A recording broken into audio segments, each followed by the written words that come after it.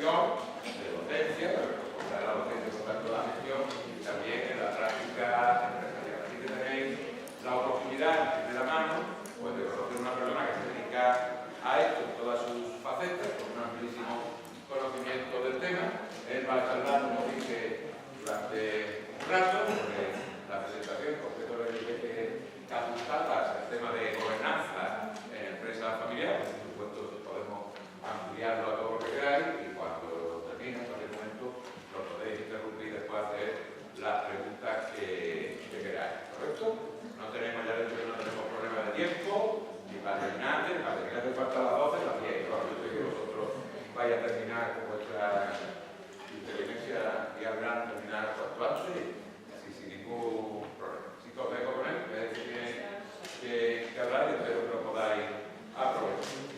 Muchas gracias, Lázaro. Yo la anterior vez que estuve en Granada fue justo para leer mi tesis doctoral, con lo cual esta vez vengo mucho más relajado y como decía Lázaro, pues yo estoy muy honrado de ser colega vuestro de esta universidad tan prestigiosa y de tan larga tradición, ¿verdad? Me han pedido que os hable del tema de gobernanza, la empresa familiar. ¿Estáis acostumbrados a que si os pregunto me contestéis algo o no? Bueno, pues vamos a ir poco a poco. Mirad, las empresas tienen como el ser humano su cerebro y su cuerpo. El cuerpo es los ejecutivos de una compañía, ¿no? Pero el cerebro es su órgano de gobierno, ¿no? El gobierno de una empresa es el órgano donde reside la capacidad la verdad, por decirlo de una manera más sencilla, de parar y pensar. O traducido a mi léxico, que luego os compartiré, pues de tener sus momentos napoleónicos, ¿no? De Napoleón, ¿conocéis a Napoleón? Bonaparte. ¿Sí? ¿Alguien no? ¿Ha oído hablar de Napoleón? ¿Alguien sabe dónde muere Napoleón Bonaparte? Repito, ¿alguno sabe dónde muere Napoleón Bonaparte? Ni idea. En la isla de Elba, ¿no? Que llevaron ahí a hombres exiliados. Tú lo sabías. Se acaba de celebrar este verano los 200 años de una batalla muy famosa, que es Waterloo. Habéis oído hablar de la batalla de Waterloo, ¿no? En Waterloo, Napoleón pierde contra un ejército que lideraba un señor inglés que se llamaba el Duque de Wellington. Y es curioso el peso de la historia, ¿no? Porque habiendo sido Wellington el ganador de esa batalla, si os vais a mirar el peso de la historia de Danquinoy, que básicamente lo hacemos entrando en Google, ¿no? Leamos el nombre de Wellington, pues hay así, no sé, puede haber como unas 70.000 referencias de Wellington. Sin embargo, de Napoleón, que fue el perdedor, pues hay como 4 o 5 millones. Realmente ha pasado mucho más a la posteridad Napoleón que Wellington. Bueno, pues Napoleón tenía fama de ser un gran estratega militar y Napoleón siempre se situaba en las batallas en una atalaya. Desde la atalaya podía ver el teatro de las operaciones y por tanto tomar las mejores decisiones posibles, ¿no? Y por eso yo hablo mucho de que las personas y que las organizaciones tienen que vivir sus momentos napoleónicos. De vez en cuando parar y pensar, subirse a la atalaya, ver el mundo en perspectiva, y cuando uno ve el mundo en perspectiva, bueno, pues está en mejores condiciones de tomar sus decisiones, ¿no? No sé cuál es la edad media de los que estéis presentes aquí, pero es envidiosamente corta. En la mitad de los años 90 yo dirigía el MBA. Y tenía alumnos, bueno, quizás un poquito mayores que otros, pero era gente muy joven. Y un día tocan a mi puerta al despacho y aparece una chica mexicana. Una estudiante mexicana que está a punto de graduarse del MBA. Y me dice, Manuel, mira, como que tengo mucha confianza, me gustaría compartir pues, mis inquietudes con respecto a mi futuro profesional.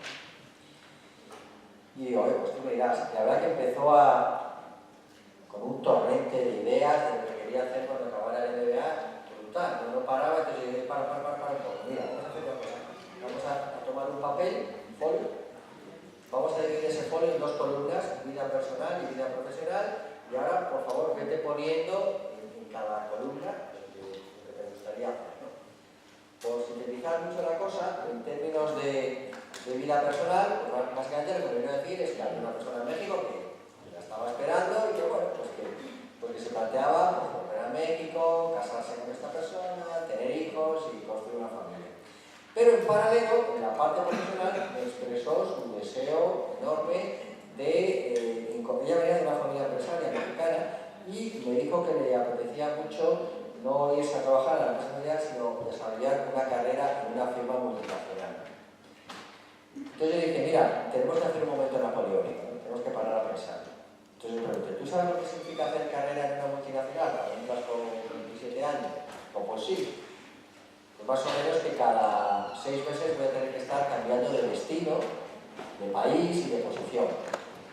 Y digo, pues mira, eso básicamente significa que no vas a tener tiempo ni para hacer lo que hay que hacer para tener hijos. Pues oye, pues yo ya tengo una decisión, ¿no? O priorizas tu carrera profesional o priorizas tu carrera, tu vida personal, ¿no? Bueno, pues esto nos pasa a todos todo el tiempo, ¿no? Las compañías tienen que tomar decisiones, tienen que priorizar y para eso está bien subirse a la ala. Entonces esto es de lo que os quiero hablar, ¿no?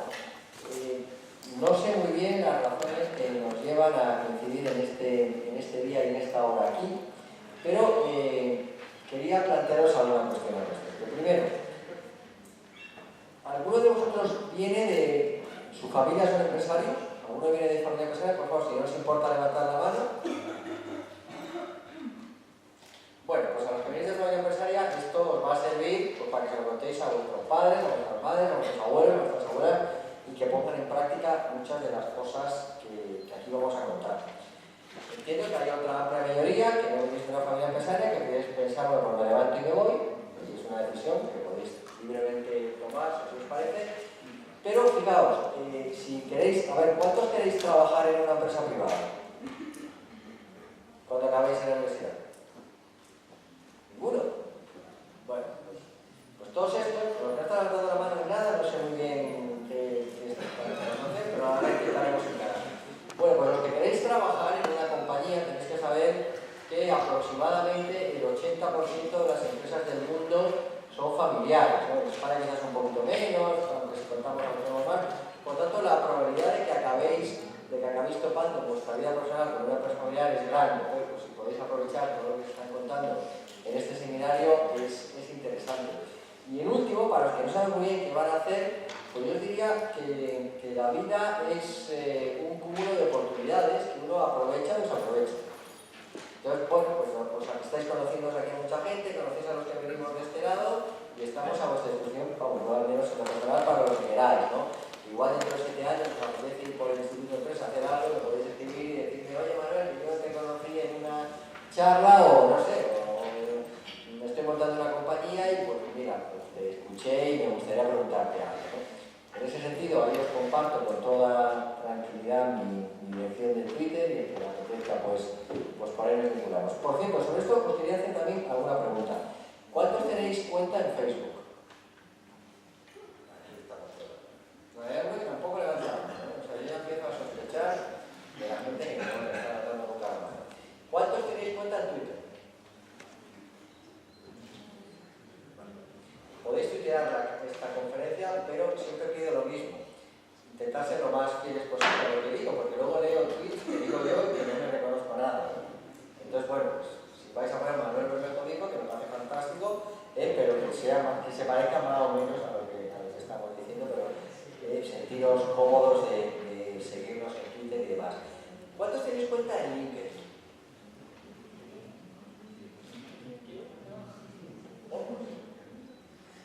¿Cuántos queda para acabar la carrera? 2 años. 1 año. 1 año. Pues deberéis tener en cuenta LinkedIn ya todos, ¿eh? Porque al final realmente es la red social profesional por antonomasia, ¿no? O sea, yo vamos, quedaros con esta reflexión. ¿A cuántos os gusta el fútbol? Vale. ¿Cuántos sois del Granada?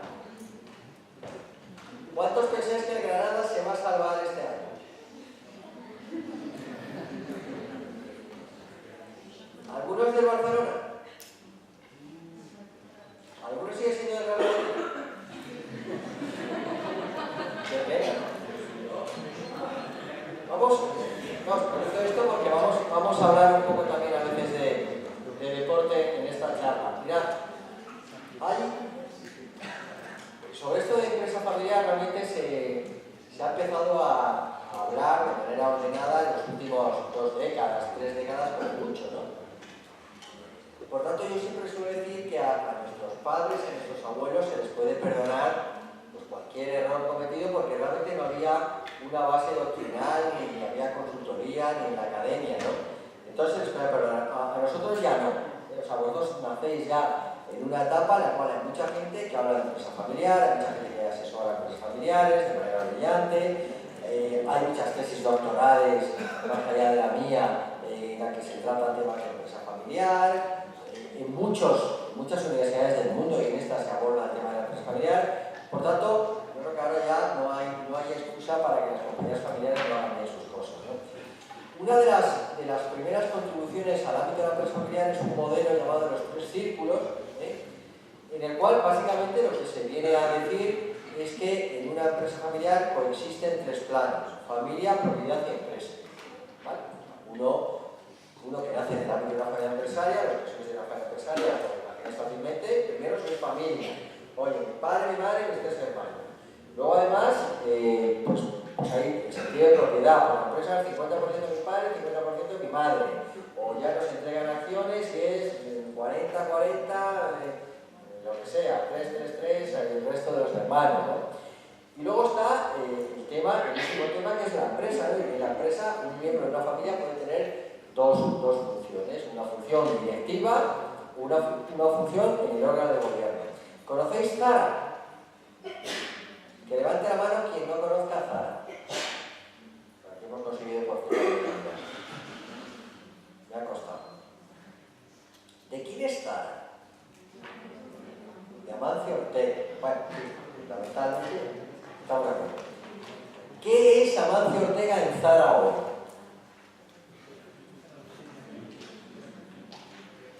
¿Quién toma, una pregunta concreta, ¿quién decide si Zara empieza a abrir un país nuevo? No sé, imaginemos que Zara habrá un país en el que no esté todavía, no sé, he hablado hoy en el almuerzo de Togo,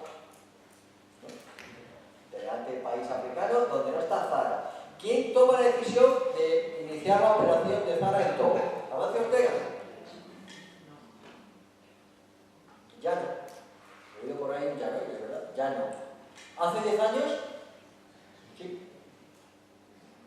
Amancio Ortega hoy ya no es el principal ejecutivo de Zara, el principal ejecutivo de Zara, bueno, en realidad del grupo Inditex, es un señor que se llama Pablo Isla, que no tiene que ver con los Ortega, ni nada, es un señor ejecutivo, fichado por un cazatalentos, por un headhunter y tal, ¿no? Entonces, pero sin embargo, él sigue siendo accionista principal, sigue siendo miembro del board del consejo de administración de la compañía. Entonces, bien, como os decía Lázaro, yo utilizo el modelo de los 3 círculos para explicar qué tengo que ver yo con la empresa familiar, y tengo que ver todo, o sea, todo el que tiene lazos familiares conmigo es empresario familiar. O sea, todos mis vínculos por cualquier ámbito de mi familia es un ámbito de empresa familiar, por tanto, pues yo me he desayunado de pequeñito con las cosas típicas de la empresa familiar. Por otro lado, me dedico en el ámbito académico a dar clases, muchas conferencias por medio mundo. Yo, de hecho, acabo de aterrizar en Centroamérica, de dictar varias conferencias sobre esta temática. Por supuesto, tengo, como se ha dicho, el doctorado por esta universidad, donde abordo el tema de empresa familiar. Y luego también pues, dedico una buena parte de mi tiempo a ser consejero de compañías de familia. Muchas empresas que quieren tener en su consejo de administración, en su consejo de familia, gente versada en este asunto, y bueno, pues ahora mismo estoy trabajando pues, como con media docena de compañías familiares, cosa que vengo haciendo en los últimos 15 años, ¿no? Y trabajo con compañías familiares pues, en negocios tan distintos como bodegas, o alta tecnología, o servicios, prestación de servicios para que funcionen las cosas de los municipios, ¿no? Las piscinas, los semáforos, las basuras, en compañías de mucho tipo. Entonces lo que yo tengo es articulado un discurso, que es mi discurso, no es que os voy a contar el libro de otro, os cuento mi libro, mi discurso que está basado en esta experiencia, ¿no? Y fijaos, ¿cuál es el reto principal de una empresa familiar? ¿Cuál es el objetivo principal de una empresa familiar? familiar, sí, la continuidad. De hecho, es lo que da sentido a la empresa familiar. Podemos hablar de otras cuestiones, de si las acciones son de la familia, en fin, qué sé yo, pero lo que da sentido es perdurar. Si mañana, esta universidad también es muy potente en temas de emprendimiento y tal, si mañana alguien arma una app, lo que sea, de reserva de hoteles y tal, con el propósito de vendérsela mañana a Google, pues eso no es una empresa familiar, lo que hay es un deseo de hacer un negocio, como dicen los americanos, y carnar, ¿no? Sin embargo, en la empresa familiar la idea es esta. La idea es la continuidad transgeneracional. ¿Bien? Entonces, para que esto se dé, os van a repartir luego el juego este, os digo porque no es precisamente tan tensos tomando nota de todo, ¿no? Si lo queréis. Para que haya esa continuidad es importante que las familias, esto tiene que ver con pensamiento estratégico, trasladen primero a los propios familiares no tanto que estamos picando piedras, sino que estamos construyendo una catedral. A la gente no le motiva picar piedras. A la gente lo que le motiva es saber que eso tiene un fin. Y que el fin, si me permitís, es construir la catedral. Bueno, pues eso se llama legado. Cuando uno mira qué compañías familiares han trascendido en el tiempo, y hay muchas compañías familiares que han trascendido, y hay muchas compañías familiares centenarias, pues te das cuenta que gestionan en clave de legado. Han construido un legado, se sienten orgullosos de un legado. Y al final, el legado se compone de compartir un proyecto y una visión. O sea, las familias empresariales tienen que hacer un ejercicio de vez en cuando, momento napoleónico, parar, pensar, gobierno corporativo y decidir cuál es el proyecto y cuáles son los valores. Yo acabo de estar reunido antes de estar aquí con vosotros con una familia empresaria de la provincia de Granada que conocían de mi existencia y a través de Twitter me contactaron porque querían un asesor. Al final hemos tomado un café, me han dicho que si me debían dinero, les he dicho que no. Estaba encantado de compartir con ellos. Y lo que les he dicho, miren, a ustedes les falta una cosa muy importante, que no tienen un proyecto compartido. El padre tiene una visión de negocio, nosotros tenemos una conclusión completamente distinta. Entonces, ¿cómo vamos a asegurar la continuidad? O sea, ¿cómo vamos a ir en el mismo barco si no sabemos cuál es el destino? ¿Cuál es la playa más cercana de Granada? ¿Perdón? Motril. Vale. Permitidme este símil náutico. Imagínate que una empresa familiar hay 3 hermanos. Resulta que uno, su hoja de ruta, voy a hacer un símil náutico, es salir con un velerito en Motril y dar una vueltecita por la costa y volver 1 hora después. Imaginaos que el segundo hermano dice, hermano, en fin, yo lo que tengo en la cabeza que debemos en esta compañía es pues salir en barco de Motril, irnos a Marbella, estar un poquito allí, el ambiente y tal y cual, y bueno, pues volver. Imagínate que hay una hermana pequeña, mucho más preparada, mucho más mundo, mucha más visión, que dice, no, pero yo lo que quiero es primero ir a Huelva, y de Huelva quiero emular los viajes de Colón y atravesar el Atlántico y llegar a lo que hoy sería República Dominicana. ¿Qué creéis que pasa si tú te montas en un barco pensando que ese barco va a ir a República Dominicana y al cabo de 1 hora te vuelves? Pues ya está, esto es una vueltecita de 1 hora. ¿Qué creéis que pasa? ¿Se genera buen rollo entre los hermanos? Ninguno. Entonces, lo primero, insisto, que hay que compartir para asegurar continuidad, y esto es una tarea propia de los órganos de gobierno y de la empresa familiar, es, oye, ¿cuál es el proyecto? Y a partir de ahí, ¿con qué valores? Las compañías que más continuidad, las compañías de familia que tienen continuidad, entre otras cosas, lo son porque se manejan en torno a muy sólidos valores. Por ejemplo, algo que está muy demandado hoy por nuestra sociedad, honestidad. Ayer estaba con una compañía que asesoro, cuyos clientes, el 100% de sus clientes son administraciones públicas. Es una compañía que gana concursos. Un concurso para una carretera, un concurso para un parque, un concurso tal. ¿Sabéis de lo que está más orgulloso esta compañía?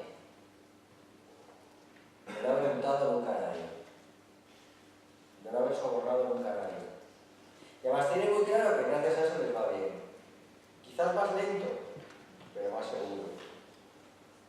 Esto es muy importante, o sea, esto forma parte del legado, y el padre tendrá que decir al hijo: oye hijo, fenomenal que crezcamos, fenomenal dar, eso sí, con estos valores.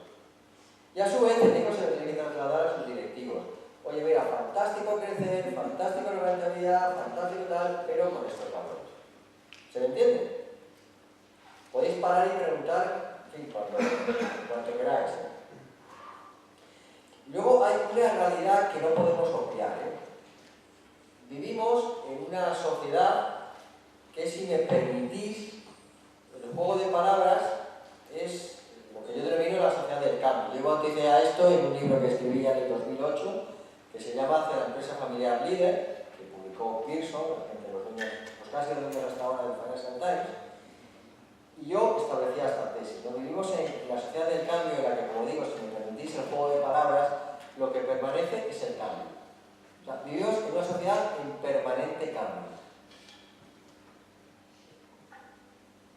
¿Qué hacéis vosotros si os gusta un disco, una canción? ¿Qué hacéis? ¿Perdón? ¿Escuchar muchas veces? Vale, ¿y qué más haces para escuchar muchas veces? ¿Dónde la escuchas muchas veces? ¿En la radio? ¿Y si no es en la radio? Internet. ¿Perdón? Internet. Ya, perdón, ¿dónde la escuchas tú? YouTube o Spotify. Vale. ¿Y con Spotify qué haces? Yo estoy suscrito, ¿verdad? Tú estás suscrito, ¿no? Vale. ¿Alguno de los presentes ha comprado un CD en los últimos 6 meses? Un morir de risa, ¿no? Me miráis como diciendo: este tipo está loco. Bueno, pues mirad, la industria de la música, vosotros sois muy jóvenes y pensáis que el mundo ha empezado y acabado hace un cuarto de hora, mirad, la industria de la música, ¿vale?, tenía un modelo de negocio muy evidente durante muchísimos años, hasta hace un cuartito de hora de la historia, que era la venta de discos. Me da igual si eran formatos, si era un formato, no me acuerdo, en plan, cosas de vinilo, luego CD, o qué es, pero esto era el modelo de negocio de la música. O sea, era ganar dinero en base a los royalties que le generaban a los cantantes la venta de sus discos. Este negocio existe hoy. Este modelo de negocio que existe hoy. No, se ha hundido, o sea, se ha caído a plomo. O sea, se ha caído a plomo. Y hoy, los cantantes ganan dinero ¿cómo? Conciertos. Lo cual provoca que estén hasta los 200.000 años cantando. O sea, nadie se retira, porque no hay plata. Yo odio el frío. A mí no me gusta esto, cuando España se pone así frío y de noche todo el rato, no me gusta. Entonces me escapo cuanto puedo, me voy a otro sitio. Me gusta mucho Punta del Este. ¿Sabéis dónde está Punta del Este? ¿No sabéis dónde está Punta del Este? Punta del Este está al sur de Uruguay, donde desemboca en el famoso Río de la Plata. Es un lugar magnífico que os recomiendo mucho. Que os vaya muy bien en la vida y poner como zanahoria, escaparos a Punta del Este. Una de las últimas veces que estuve en Punta del Este es un poco, como diría, como el Ibiza de Sudamérica. Para que os hagáis una idea, o sea, el Marbella de Sudamérica, o sea, eso se llena, ya son de uruguayos, de argentinos, de brasileños y tal. Bueno, hay un sitio muy conocido en Punta del Este que es un hotel grande con casino, el Hotel Conrad, con un casino y tal, donde hay actuación. Una de las últimas veces que estuve en Punta del Este, hace 2 o 3 años, había un gran cartel y anunciaba la actuación de Charles Aznavour. No tenéis ni idea de quién es Charles Aznavour, ¿no? ¿Tenéis acceso a internet? Sí. Podéis poner en Wikipedia Charles Aznavour y alguien me dice ¿qué años, cuántos años tiene Charles Aznavour? ¿Sí? ¿Cuántos? Yo sí sé quién es Charles Aznavour. Sí. Sí. Cuéntanos. Pues tendrá unos 70 y tantos aproximadamente. ¿Se saben sus hijos? ¿Cómo? Sus hijos. Mira en Wikipedia Charles Aznavour. A lo que voy, un señor es un cantante de origen armenio, francés, que fue muy exitosísimo, como una especie, por decirlo, de Julio Iglesias, de la tipo tendrá que pagar hipoteca, tendrá que pagar cosas, y el tipo sigue actuando. 91. Fíjate, 91. O sea, con 71, sí. Y el tipo, y esto que os estoy contando es de hace 2 o 3 años, cuando tenía 88. ¿Vale? O sea, todos los grupos vuelven, nadie se retira, todos están... A mí me gusta mucho la música, ¿no? Yo recuerdo, pues, cuando yo tenía vuestra edad, si venía a España, los Rolling Stones, donde fuera yo iba a verlo. Porque uno pensaba que era una vez y ya. Coldplay está en Madrid todos los días. U2, YouTube, veo aquí gente mexicana que cuando se oye decir esto de U2 no entienden nada, dicen YouTube, ¿no? YouTube ha estado en Barcelona hace nada una semana entera dando concierto. Esto era insólito. Entonces, esto, y os pongo un ejemplo de un territorio que todos conocéis como la música, esto está pasando continuamente en todas las industrias, ¿no? Entonces, esto también debe ser objeto de estudio y de análisis en el gobierno corporativo de una empresa familiar. Las empresas familiares tienden a ser muy endogámicas, mirarse mucho el ombligo, y entonces a veces no se dan cuenta que es que el mundo está cambiando absolutamente. ¿Podéis compraros un mueble por internet hoy? Sí. Yo acabo de estar con un señor que negaba la mayor. Os digo, estaba en una reunión esta tarde, me ha hecho mucha gracia, ¿no? Con un señor con mucho mérito, hecho a sí mismo y tal, pero un conflicto con los hijos de visión y tal, y cuando los hijos lo hablaban dicen, sí, pero en nuestro negocio no. O sea, es ganas de negar la evidencia, que sí, hombre, que todo se puede hoy, que hay modelos disruptivos de vender cualquier cosa hoy en el mundo. Te puedes comprar una bicicleta, te puedes comprar no sé qué, y dentro de nada las bicicletas le daremos una tecla y saldrá la bicicleta ya por ahí, qué sé yo, ¿no? Entonces, este es el territorio en el que nos toca vivir. Globalización, digitalización, todo está cambiando mucho, diversidad, etc. Y luego, mirad, aquí os pongo una matriz bien sencilla. Entre cosas urgentes, no urgentes, importantes y no importantes. Hay un territorio que se llama no urgente e importante, donde lo que amerita es la planificación. Y muchas de las cuestiones que tienen que ver para asegurar la continuidad de la compañía familiar demandan planificar. Por ejemplo, aunque sea un poco tétrico, ¿pensáis que es importante para un empresario familiar hacer testamento? Es importante. Pues dejar un poco organizadas las cosas, quién va a dirigir la compañía, quién no. ¿Pensáis que es importante hacer un buen análisis y un buen monitoreo de la competencia?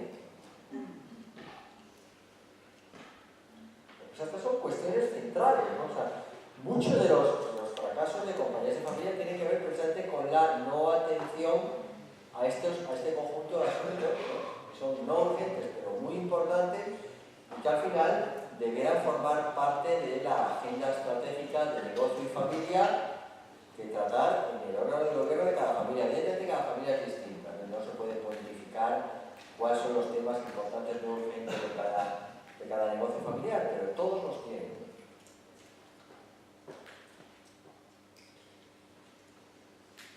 Yo he desarrollado un modelo que os comparto brevemente para pensar en el establecimiento o en el perfeccionamiento de un modelo de gobierno corporativo de una compañía de familia, ¿no? Y el primer paso pues, tiene que ver precisamente, si lo decía antes, que hay que salir de la endogamia, pues lo primero sería entender el contexto, ¿no? Y ahí os comparto algunas cifras, pero permitidme que me quede con el mensaje central de abajo. Hay una especie de sensación en el ambiente, cuando uno menciona la palabra empresa familiar, pues la sensación es de que empresa familiar igual a pyme, más bien pi que me, pésimamente gestionada. Es un poco lo que ya está en el ambiente de las compañías familiares. Fijaos que la evidencia nos indica que hay posibilidad, y ese es el reto, de ser empresa familiar, pero además una compañía excelentemente gestionada y ser una gran corporación.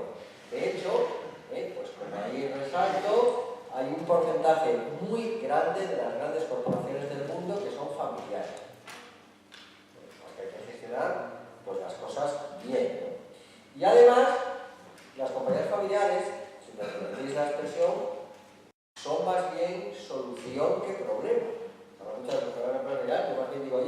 Fijémonos en lo que hace la empresa familiar. Ahí tenéis datos de los últimos años. España ha vivido en los últimos años la mayor crisis de la historia de siempre. La crisis, por desgracia, muy larga y muy severa. Pues incluso en ese terreno, las compañías familiares han demostrado en España que han seguido creando empleo, exportando, innovando, han tenido un comportamiento excepcional, que, insisto, me lleva a decir alto y claro que las empresas de familia son espejo donde mirarse. Entre otras cosas, por cierto, porque son un reservorio de valores.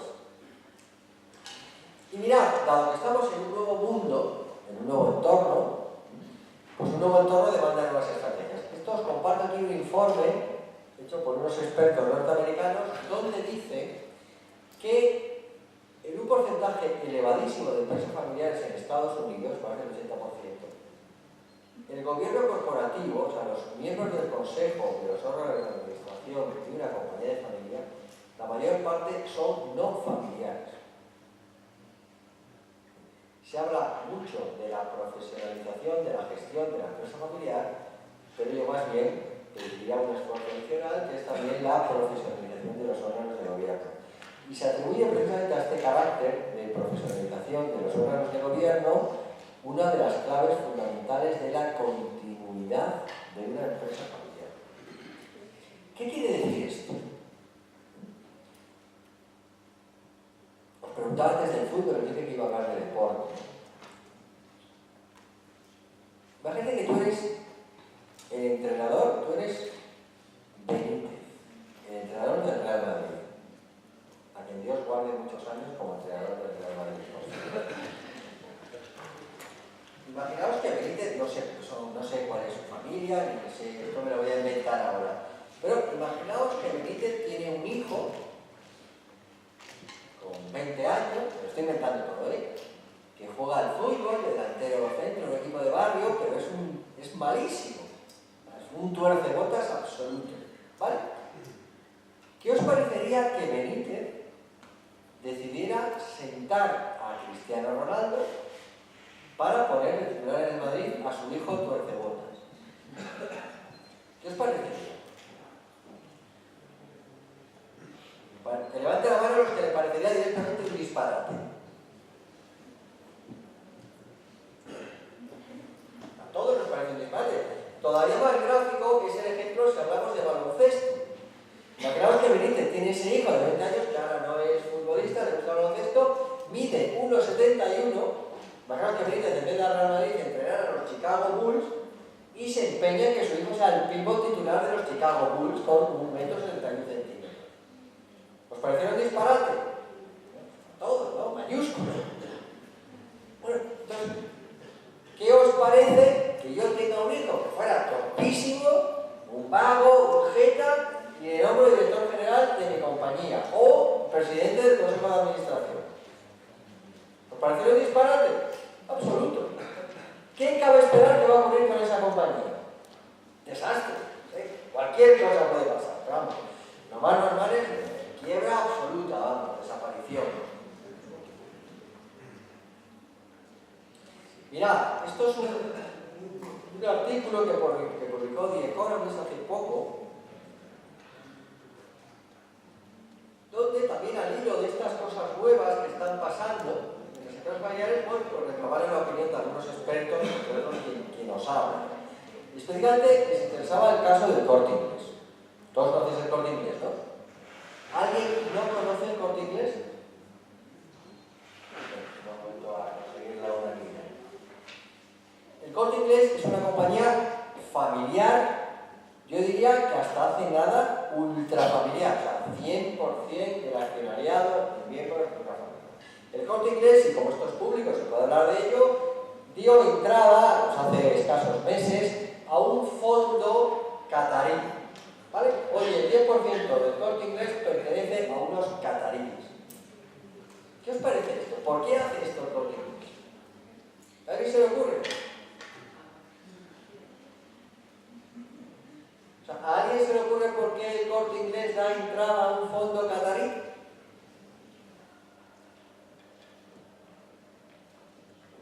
¿En cuántos países está el Corte Inglés?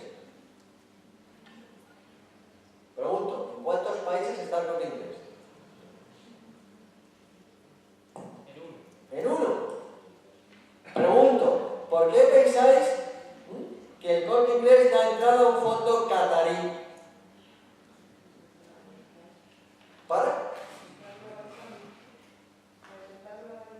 Para globalizarse. O sea, el Corte Inglés, como toda enfermedad, tiene hoy retos distintos.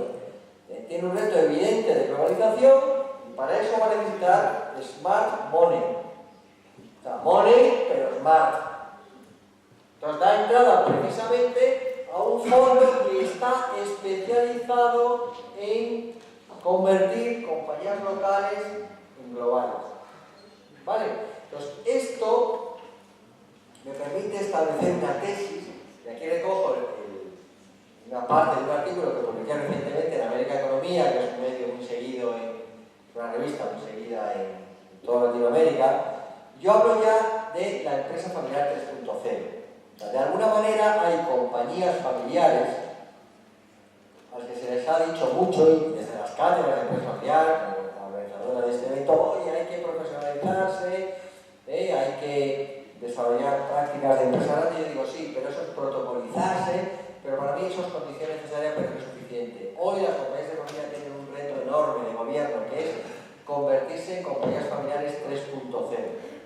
Compañía familiar 3.0 es aquella que se transforma para competir en un tiempo nuevo. Y mirad, es un tiempo nuevo en lo empresarial, os he puesto el ejemplo del Corte Inglés, pero también en lo familiar. ¿Sabéis cuál es el país del mundo con más esperanza de vida? Japón, y muy pegado a España. Vale, 80 y muchos años de esperanza de vida. En este contexto de larga esperanza de vida es muy factible que en una empresa familiar coexistan, por supuesto, de 3 generaciones, seguro, pero muchas 4, incluso más. Es muy normal que en una empresa familiar coexistan 4 generaciones. Un abuelo fundador, tus padres, tú, y ya tienes hijos, no tienes sobrinos. Fijaos, como dicen los argentinos, el quilombo que supone eso. O sea, garantizar la cohesión familiar en un ecosistema donde tienes unos abuelos fantásticos, a los que todos queremos mucho, pero que en el fondo han sido educados en base a principios del siglo XIX. Y unos hijos como vosotros que estáis todo el rato chiqui. ¿Cómo combina eso? ¿Os entendéis fácil con vuestros padres y con vuestros abuelos? Os pregunto.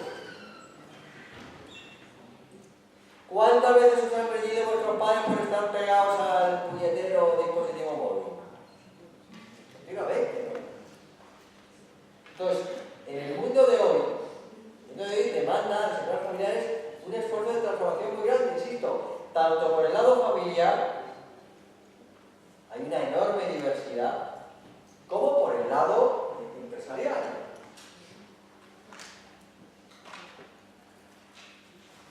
Fijaos, al final, el gobierno corporativo es, y lo pongo en amarillo ahí en el centro, y lo resaltaba también, es uno de los elementos centrales para asegurar la continuidad de la empresa familiar. Porque sirve para muchas cosas, además de para la obvia del órgano de gobierno, que es eso que se da a llamar accountability, ¿no?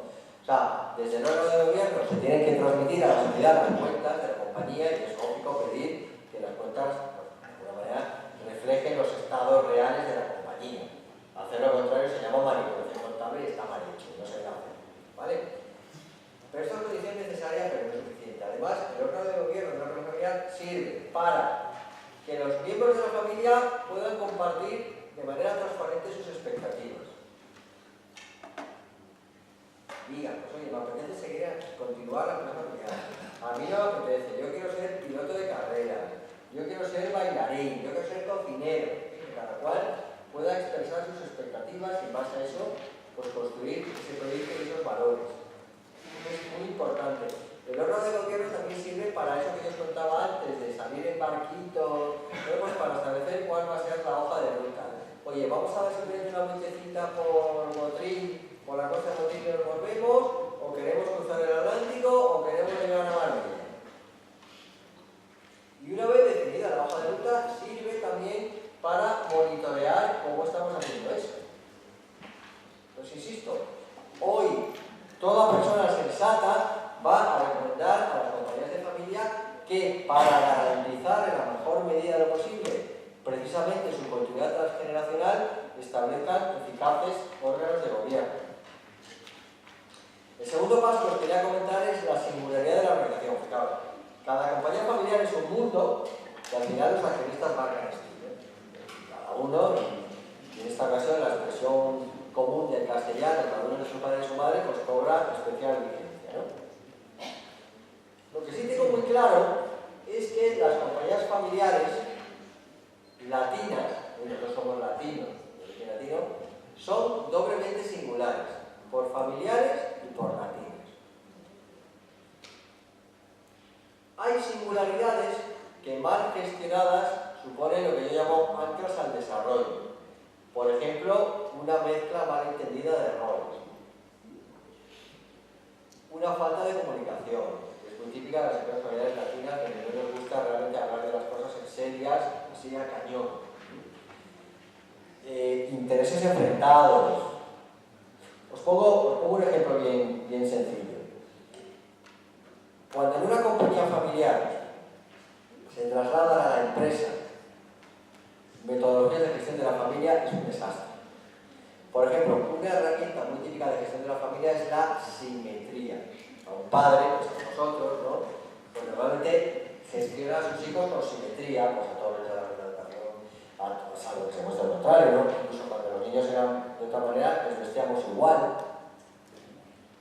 Si has tenido que tener más a un hijo por lo que sea, porque está enfermo, tiene un problema, luego te cuidas mucho de dar también su espacio y su tiempo a los demás, ¿no? Claro, llevar eso a la empresa y poner el mismo sueldo a todos los hijos, uno trabaja a tiempo parcial y otro es directora general, pues podéis imaginar que es una fuente potencial de conflicto, es un ancla de desarrollo. Sin embargo, hay otras singularidades de la empresa familiar que realmente son fuente de ventaja competitiva, por ejemplo, el compromiso y visión de largo plazo. Por cierto, esto tiene mucho que ver, y no os voy a contar el rollo de mi tesis doctoral, ni mucho menos, pero tiene mucho que ver con lo que yo evidencié aquí en enero en esta universidad, ¿no? La empresa familiar es más ética que la no familiar. La empresa familiar manipula contablemente menos. Por dos cosas, porque le preocupa mucho más la reputación, que es una gran palanca de creación o destrucción de valor, lo cual es muy relevante para largo plazo, pero además en la empresa familiar la presencia de cualificados miembros de familia en el órgano de gobierno o en la gestión permite mucho más fácilmente el alineamiento de intereses entre la propiedad y el directivo. Mirad, vosotros sabéis que hemos tenido una gran recesión, ¿no? Una gran crisis en España y en el mundo, en muchos países, ¿no? Sois conscientes, ¿no? ¿Alguien sabe cuál fue el hito histórico de comienzo de esa gran recesión?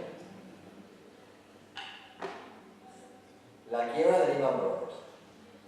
La gente sitúa la quiebra de Lehman Brothers como el hito del inicio de la gran recesión. Bueno, en Lehman Brothers se produjo algo muy simpático. La compañía quiebra y sus directivos acababan de cobrar el bono, la remuneración variable. O sea, fijaos si falta alineamiento estratégico en esa realidad. O sea, los directivos están gestionando la compañía de una manera que la compañía va a la quiebra y yo les premio por ello. Bueno, pues eso no ocurre en muchas compañías de familia. O sea, la concentración de capital, la presencia de la familia, pues es una familia ética, realmente, si no que te vas a trasladar, son valores un poco políticos, pero pues eso supone un comportamiento mucho más ético y a partir de ahí va la reputación. Que insisto, la reputación en el mundo de hoy es una gran palanca de creación de valor. Esas singularidades sin duda son enorme fuente de ventaja competitiva. Por eso hay establecido un término que a mí me gusta mucho, que es el término familyness. O sea, familyness es la ventaja competitiva que tienen las compañías de familia por el hecho de serlas, por el hecho de ser compañías de familia, ¿no? Fijaos en esta frase. Realmente cuando una familia, esto es Salvatore Ferragamo, la familia de Salvatore Ferragamo, una marca de moda que supongo que muchos conoceréis o todos conoceréis, ¿no? Cuando una familia piensa así, esa familia ha alcanzado un nivel de madurez. Esta familia tiene gobierno corporativo, esta familia vive sus momentos napoleónicos, ¿vale? Y esta familia está sentando las mejores bases para asegurar su continuidad. O sea, esa frase traducida significa que si yo soy el entrenador de fútbol del Real Madrid y mi hijo es un petardo, jamás se me va a ocurrir poner a mi hijo a jugar delantero centro. ¿vale? Bien, y yo a muchas compañías de familia lo que les he recomendado siempre es que utilicen un método, modelo mío, que se llama modelo de doble derivada, ¿no? Yo a las familias empresariales les digo, mira, dado que sois singulares, mi primer consejo es que gestionéis bien la singularidad. Todos somos singulares, toda personalidad es singular. Para que demos la singularidad, estamos en una reunión de consejo de administración, entonces yo estoy hablando con alguien que puede ser mi esposa, uno, pero que además ambos somos consejeros en el órgano de la compañía, pero es que además mi esposa es la CEO de la compañía y yo soy el director de marketing. Eso es singular, eso es raro. Yo ya sé que hay compañías donde la CEO y el director de marketing acaban en la cama, pero no es lo mismo que esta persona, ¿vale? Entonces, esto es singular. La relación, no sé si algunos supongo que lo habéis empezado a vivir porque pertenecéis a familias empresarias, ¿no? Pero imaginaos los que no, tener un jefe que es tu madre o tu padre, o tu hermano, pues es singular. Entonces, lo primero que deben hacer las compañías de familia, primera recomendación, primera derivada, es gestionar las singularidades. Eso pasa por compartir proyecto, valores y dotarlos de unas reglas. Por ejemplo, reglas muy sencillas. No hablar de negocios en casa. ¿Os parece que la comida del domingo en casa del abuelo es el lugar adecuado para decidir si invertimos en todo o abrimos operación en Guayaquil, Ecuador? No, ¿verdad? Pues hay algunas reglas que son bien sencillas, ¿no? Por ejemplo, yo vengo diciendo hace muchos años y veo que muchas familias empiezan a practicar ser cuidadosos con el lenguaje. Si te refieres a tu padre para hablar de oye papá, vamos a ir a ver la granada el domingo, es papá. ¿Vale? Ahora bien, si hablamos de temas empresariales, es presidente. Presidente, ¿te parece que convoquemos el Consejo de Administración el próximo 15 de enero para debatir si tomo Guayaquil? Me parece una bobada, pero estamos marcando estilo. Presidente, empresa, papá, familia. Y una vez gestionadas, manejadas esas singularidades, mi recomendación es segunda derivada, todo el foco al negocio. Y eso pasa por crecimiento, ahora hay que cambiar la estrategia y unos recursos que ponemos a disposición del negocio. Quedaros con esta idea, ¿no? Bien, luego están los retos de los accionistas. O sea, en las familias hay retos de accionistas, retos de familia y retos de negocio. ¿Cuál es el principal reto de los accionistas? Pues yo diría la cohesión familiar. ¿Qué es lo que más le gusta al abuelo fundador de la compañía familiar? Que esa compañía ya no solo se perpetúe en el tiempo, sino que además toda la familia esté orgullosa, encantada, cohesionada. Pues mirad, para que eso ocurra, hay dos actitudes en la vida. Hay gente en la vida que está permanentemente por la confrontación. Foto de arriba. Yo hablo de que hay gente que está permanentemente en el territorio de la confrontación, en el territorio de las miserias humanas. Y hay gente, ya os he conocido, que han hecho el leitmotiv de su vida fastidiar a mi hermano. Ya está. A mi hermano, vamos, no quiero que me acuse ni de machismo ni de no machismo. Y ya está. Que mi hermano dice A, yo B. Que dice A, J. Ya está. O sea, las relaciones pierde-pierde son estúpidas, pero estamos llenos de relaciones pierde-pierde. Hay gente que le mola, le pone en eso. Es incomprensible, pero... Sin embargo, cuando uno observa comportamiento de familias empresariales que se perpetúan en el tiempo, observa valores completamente distintos. ¿Sois conscientes que España ganó una vez un mundial de fútbol? Sí, ¿no? ¿Alguien no sabía eso? Otro anónimo. Mirad, os pongo esa fotografía. ¿Alguien sabe a qué corresponde esa fotografía? ¿Qué momento es esa fotografía? ¿Qué momento? A ver. ¿Perdón? El golazo del Puyol a Alemania en la semifinal del Mundial. ¿Vale? ¿Quiénes se están abrazando ahí? Pues fijaos, el gran mérito de la selección española, por cierto, de Luis Aragonés. O sea, el gran mérito de Luis Aragonés fue hacer un equipo. ¿Vale? Que tipos que cuando juegan entre ellos defienden a muerte sus colores y se matan, casi que literalmente a veces, pues que cuando se pone la camiseta de la selección nacional, ahí les tienes como una piña, ahí tienes a tipos que cuando se enfrentaban entre ellos, bueno, algunos como Piqué y Ramos también lo hacen, pues se matan y se odian y tal, y no te haga falta por ganar, pero que Luis Aragonés y luego Del Bosque consiguieron que fueran una piña. Entonces, fijaos, ¿qué tres principios observo yo en compañías familiares donde hay cohesión familiar? Altura de miras. El bien general está por encima del bien particular. Segundo, generosidad para llegar a acuerdos. Y tercero, lealtad para cumplir. Había una personalidad española que me atrae mucho, que es un restaurante. Sabéis que en España la gastronomía es una industria muy potente, ¿no?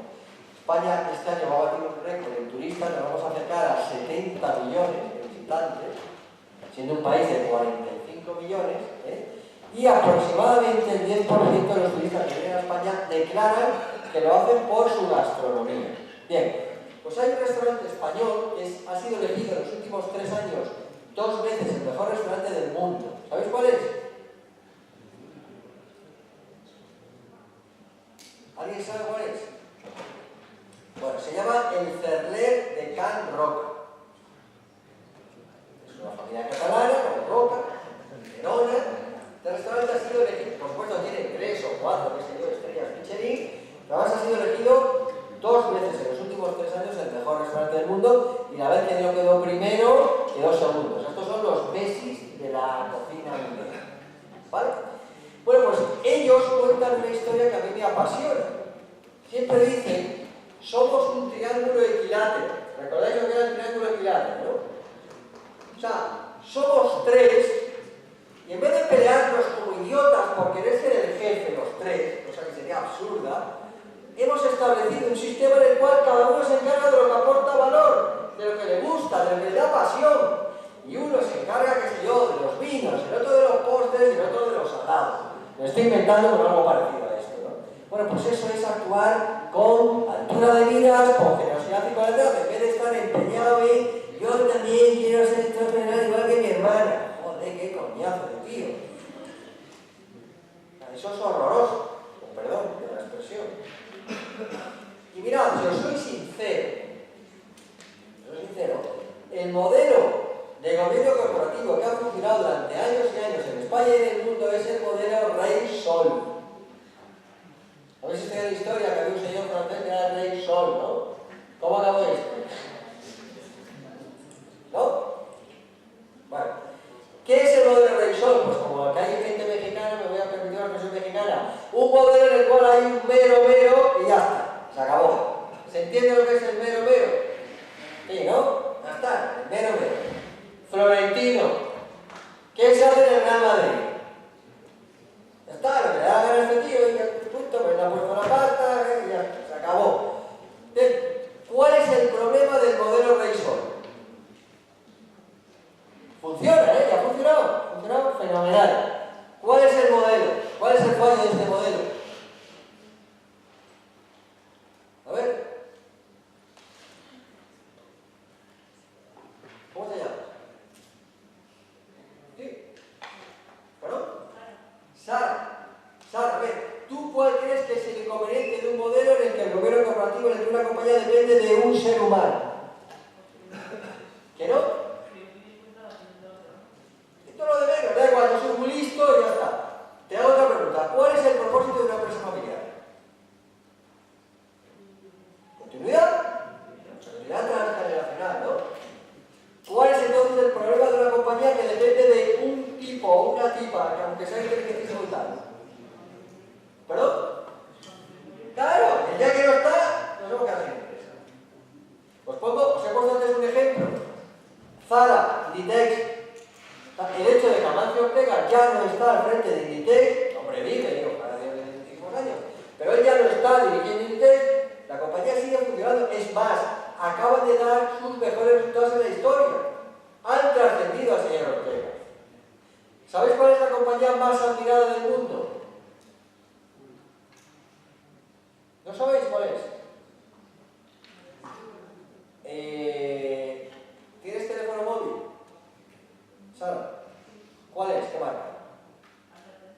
Siguiente. Siguiente. Siguiente. Siguiente.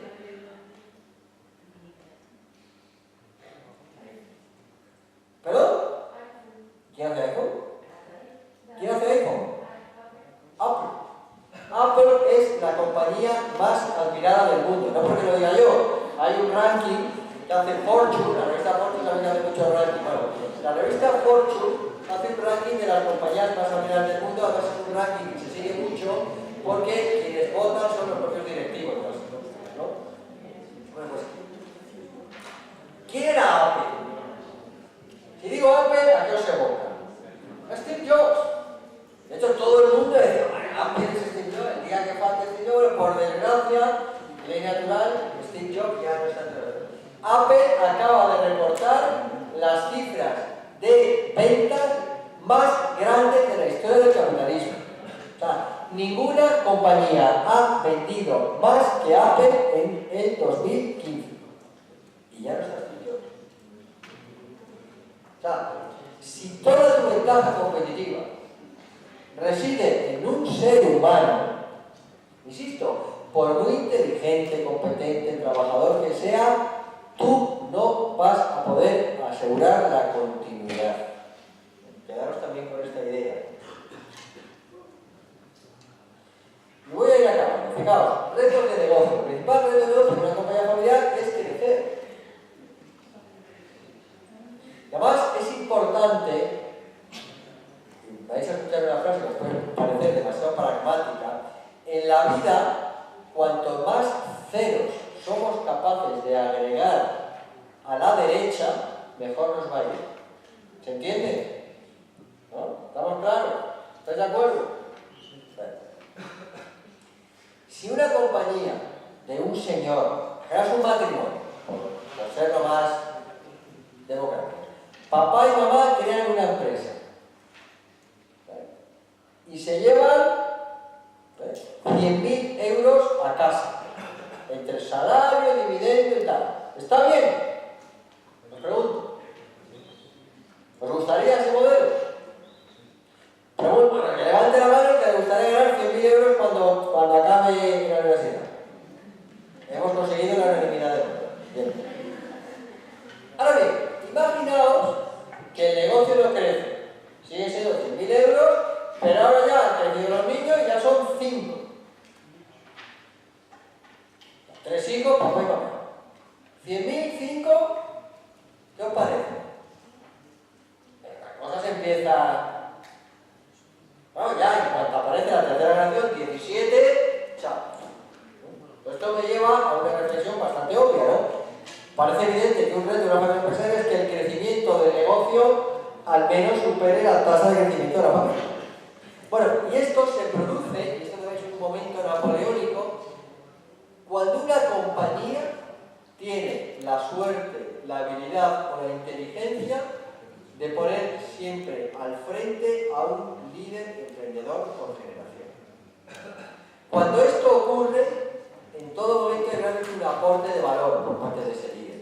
Y la compañía, con sus vaivenes, pero siempre tiene una trayectoria excelente. Y cuando tú hablas con las grandes corporaciones, empresas familiares del mundo, te cuentan todo lo mismo. Mira, esto lo empezó mi abuelo, que nada, un negocito aquí local en Granada, un restaurantito, no sé qué. Luego le sustituyó mi tío, y mi tío fue el primero que ya creó una estructura empresarial y acabó teniendo ya 5 restaurantes en Granada. Y luego vino mi hermana, y mi hermana fue la que hizo la gran explosión porque ya convirtió en aquello en una red de franquicias y tuvimos ya 12.000 restaurantes en medio mundo. Y luego mi sobrino ha sido el que ha comenzado la diversificación de la compañía y hoy tenemos la división de restaurantes, la división de biotecnología y la división de bienes raíces.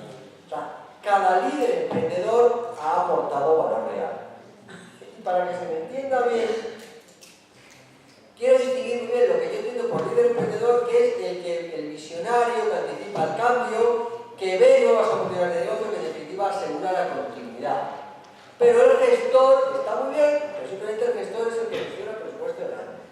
He conocido muchas familias empresarias en las cuales a un líder emprendedor de raza le ha sustituido un hijo que es un magnífico gestor, que estudió en Granada, que hizo doctorado, pero es un gestor Sin empresario no hay empresa familiar. Sin empresario no hay empresa familiar.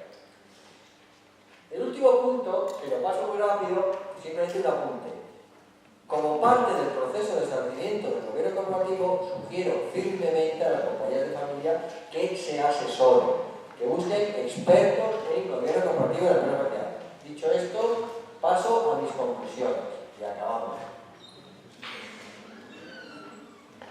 Mirad, gráficamente, lo que yo os quería transmitir hoy es que, uno, vivimos en la sociedad del cambio, y eso es así, tiene pinta de que va a ser cada vez más así. Vamos a ir a más globalización, a más digitalización, a más dinamismo empresarial, etc. Para eso, el gobierno de la empresa familiar 3.0, que es la propiedad que se adapta para esa realidad nueva de ese nuevo entorno en el que vivimos, tiene que trabajar en asegurar la sucesión generacional. Y para eso tiene que establecer dos planes de actividad. Un plano que tiene que ver con la cohesión familiar y otro plano que tiene que ver con el crecimiento empresarial. O sea, esta es en definitiva la síntesis del gobierno de una compañía familiar. Es la síntesis de lo que yo os quería transmitir. Y eso pasa por un importante esfuerzo de transformación. El reto de las empresas familiares, el reto principal del gobierno de las empresas familiares del siglo XXI, en Granada, en Albacete, en México, en República Dominicana o Nueva Zelanda, se llama transformarse. Transformarse para adaptarse a ese tiempo nuevo.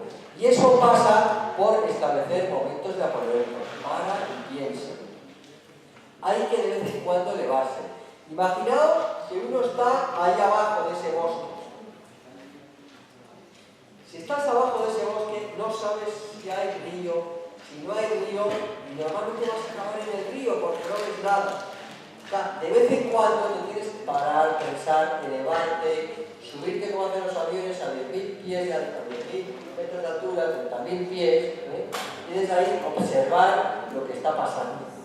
Ese sería un poco el consejo que a mí me gustaría daros. Y sobre todo lo que deseo es que seáis muy, muy felices.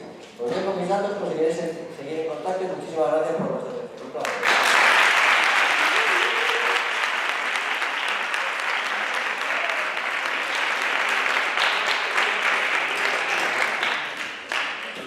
Si alguien tiene alguna pregunta, pues encantado de atender. ¿Alguien tiene alguna inquietud, alguna pregunta?